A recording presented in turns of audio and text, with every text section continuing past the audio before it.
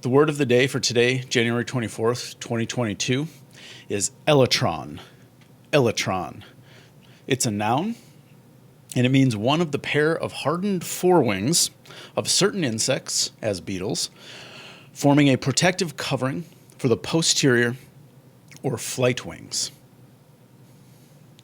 It's the thick candy shell for bugs with that many sets of wings.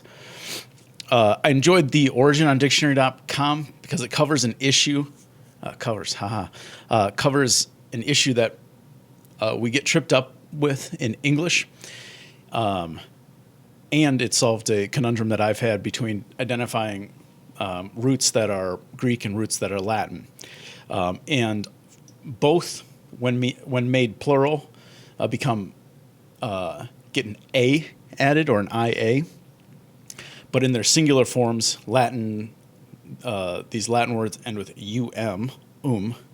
and the Greek ones end with on, just as our word does today.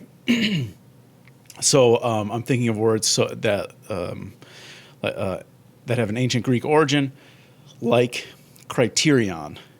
Right? If you have only one criterion, it's an on. If you have two or more criterion, it ends up being criteria.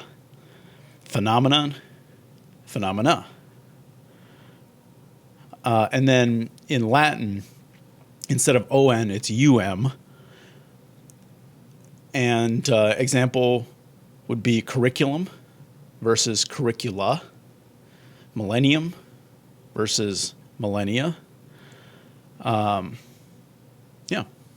So clarifying that, and that, it clarifies something for me, which is my confusion when words were ending in A and IA, and I wasn't able to figure out, I couldn't make a rule about it being Latin or Greek because it wasn't. Both of them do it. The examples are useful, but they are still about insects. And I might stick with that too in terms of how we could use elytron in our writing or in our description of things in general.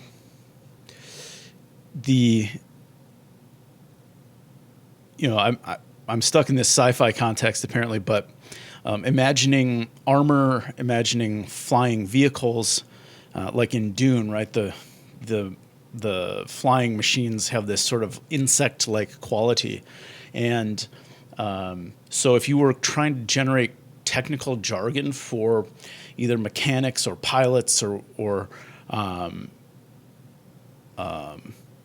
armorers to use, elytron would be a good one. I think it's unfamiliar enough, but it's also it's connected to something natural.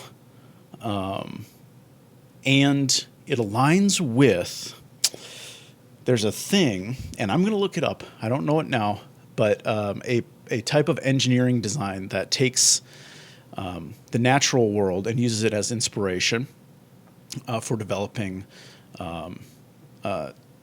tools and developing architecture, something. I'll look it up. I'll share it tomorrow.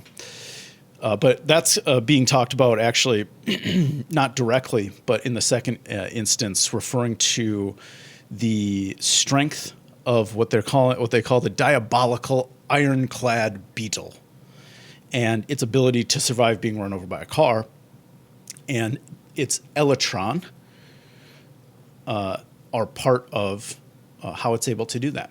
And so the suggestion from Kyla Wiles, or her observation of a study that has suggested that could be a source of design to help human beings to survive things like that or to withstand. So, elytron, a useful word and a useful journey through the origin, I think, today.